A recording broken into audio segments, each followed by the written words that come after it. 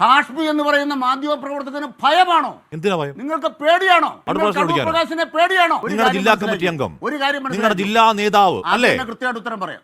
അയാൾക്കെതിരെ ഒരു നടപടി എടുക്കുമെന്ന് പറയാനുള്ള ഒരു ആർജവും ഇല്ലാത്ത അനിൽകുമാർ എന്റെ ധൈര്യത്തെ ചോദ്യം ചെയ്യുന്നോ? എത്ര സമയം സംഘടന തുടങ്ങിയിട്ട്? കുറച്ചു നേരമായി. എന്നാൽ ഇത് കണ്ടോ, ഇവന്റെ മുഖം മൂടി പിച്ച ചിന്തുന്ന ഫോട്ടോകളാ. ഇത് കണ്ടാ നിങ്ങൾ എല്ലാവരും ഞെട്ടും. എന്നിട്ട് ഈ തെണ്ടിയെ ചവിട്ടി രാജ്യത്തെ മുൻനിര കോൺഗ്രസ് നേതാക്കൾക്ക് പോലും അപ്പോയിൻമെൻറ്റ് ലഭിക്കൽ എളുപ്പമല്ല. സോണിയാഗാന്ധിയുമായുള്ള അപ്പോയിൻമെൻറ്റ് ലഭിക്കൽ, അങ്ങനെയുള്ള സോണിയാഗാന്ധിയുമായുള്ള അപ്പോയിൻമെൻറ്റ് എങ്ങനെ ഈ സ്വർണ്ണക്കേസിലെ പ്രതികൾക്ക് ലഭിച്ചു?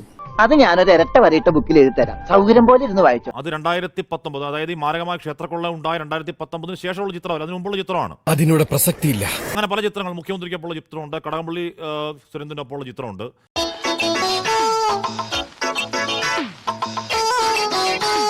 ആ ചിത്രങ്ങൾ ഉയർത്തി പ്രതിരോധിക്കുന്നതിന് പകരം ഈ മാരകമായ കൊള്ളയിൽ അകത്ത് നിങ്ങളുടെ ഒരു ജില്ലാ കമ്മിറ്റി അംഗം കിടക്കുകയാണ്. അദ്ദേഹത്തെ സസ്പെൻഡ് ചെയ്യുക, പുറത്താക്കണ്ട.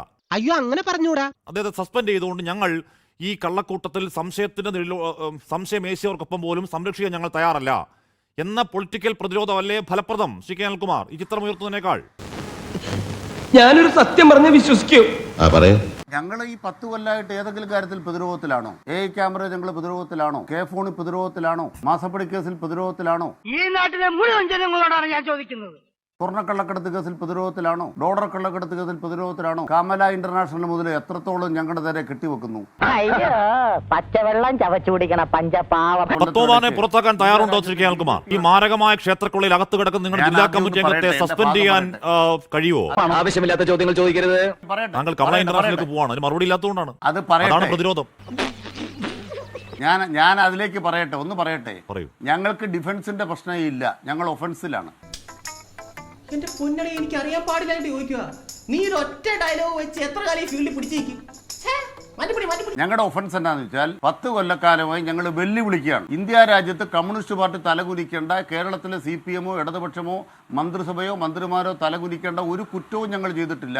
ഇത് താൻ പോയി വല്ല സ്കൂൾ മാസ്റ്റർമാരോടും പറയാം, ചിലപ്പോ അവർ വിശ്വസിച്ചോളൂ. ശബരിമല ക്ഷേത്രക്കൊള്ളയിൽ കോടിക്കണക്കിന് വിശ്വാസികളെ മുറിവേൽപ്പിച്ച കൊള്ളയിൽ അകത്ത് കിടക്കുന്ന നിങ്ങളുടെ ജില്ലാ കമ്മിറ്റി അംഗത്തിനെതിരെ പേരിന് നടപടി സ്വീകരിക്കാൻ CPM തയ്യാറുണ്ടോ ശ്രീ കെ അനിൽകുമാർ?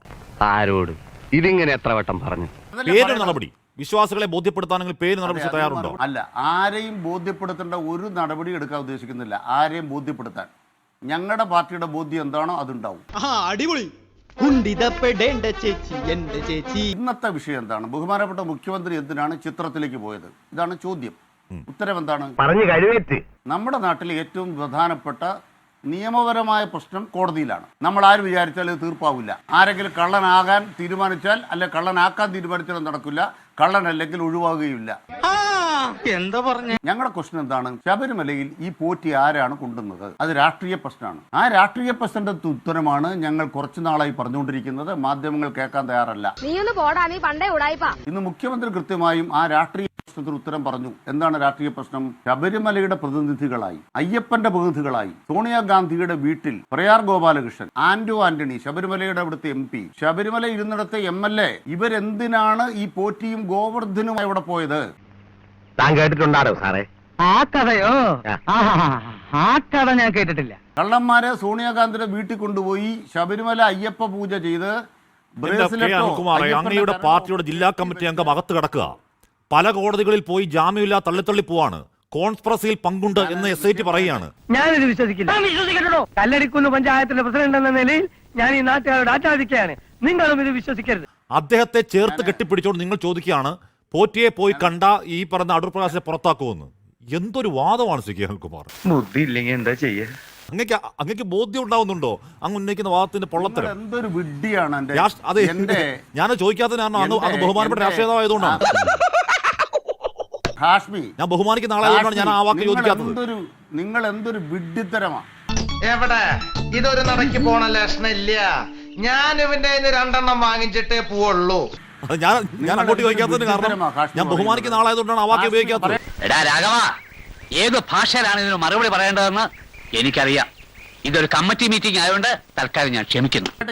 അങ്ങ് ഉന്നയിക്കുന്ന വാദത്തിന്റെ പൊള്ളത്തരം ഈ ജില്ലാ കമ്മിറ്റിയൊക്കെ നിങ്ങൾ ചേർത്ത് പിടിച്ചിരിക്കുക ഇപ്പോഴും, നിങ്ങൾ പൊതിഞ്ഞു പിടിച്ചിരിക്കുക ഇപ്പോഴും. അതെ, നിങ്ങൾ അങ്ങനെ ചേർത്ത് ബാരക്കിൽ വെച്ചുകൊണ്ട് നിങ്ങൾ എന്ത് ഈ പറയുന്ന പോയി കണ്ട വിഡ്ഢിത്തരമാ സോണിയാഗാന്ധി പറയുന്നത്? പുറത്താക്കുമെന്ന് ചോദിക്കണമെങ്കിൽ എന്താണ് സി കെ അനിൽകുമാർ?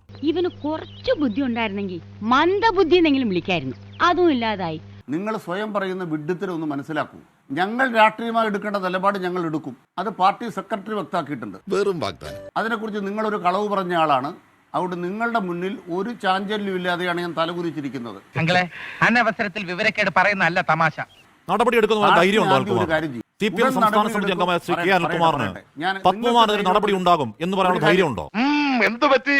ധൈര്യം ചോർന്നു പോയോ? ഏയ് വല്ലതും ചോർന്നു പോയാൽ തടയാനൊന്നും ഇട്ടിട്ടില്ല എന്ന് പറയായിരുന്നു. അങ്ങനെയൊന്നുമില്ല. ഒരു കാര്യം ഞാനിപ്പോ പറയുകയാണ്. ആ.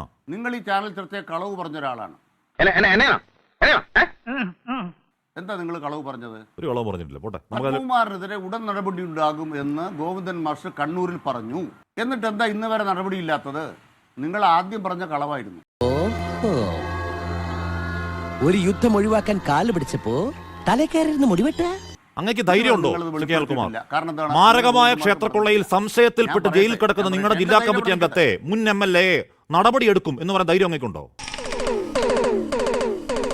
അങ്ങയുടെ പാർട്ടിക്കുണ്ടോ? അങ്ങനെ ധൈര്യം ഇല്ലാതെ ഉണ്ടാവുന്നത് എന്തുകൊണ്ടാണ്? എന്റെ ധൈര്യം- എന്താണ് എന്റെ ഭയക്കുന്നത് ധൈര്യം നിങ്ങൾ? വളരെ സൂക്ഷിച്ചു വേണം സാർ അവനെ കൈകാര്യം ചെയ്യാൻ. അണ്ടർ എസ്റ്റിമേറ്റ് ചെയ്യരുത്. ചെയ്താൽ എസ്റ്റിമേറ്റ് തണ്ടാകും. ഞാനാ ഇടിവെട്ടേറ്റ് പൊള്ളിയവനാ. നിങ്ങൾ ഈ ഒരു ചർച്ചയിൽ പങ്കെടുക്കുമ്പോൾ ആദ്യം നിങ്ങൾ കോൺഗ്രസിനെ കൊണ്ട് ഇങ്ങനെ നാണം കെട്ട വക്കാലത്തുമായിട്ട് വരരുത് കേട്ടാ. ഒരുമാതിരി ചൊറിഞ്ഞു വരുന്നുണ്ട് നിന്റെ വർത്താനം കേട്ടിട്ട്. ഒരു കാര്യം പറയാം, ഭയമോ ഞങ്ങൾക്കാ ആരെങ്കിലുമോ? ആ, നിങ്ങൾ എന്തുദ്ദേശിച്ചിരിക്കുന്നു? ഹാഷ്മി എന്തുദ്ദേശിച്ചിരിക്കുന്നു? അതാ എന്റെ ചോദ്യം. ഞങ്ങൾക്ക് ഭയമാ. നിന്റെ ഈ തൊട്ടിത്തരം കണ്ടിട്ട് എനിക്കങ്ങോട്ട് സഹിക്കാൻ പറ്റണല്ലോ.